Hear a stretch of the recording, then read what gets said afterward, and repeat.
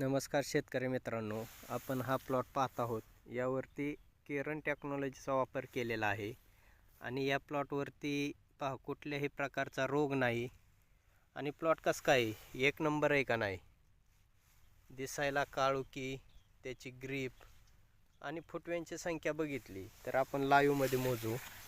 त्याची मान बघा, 1 2 3 4 5 5 6 7 8 आणि 9.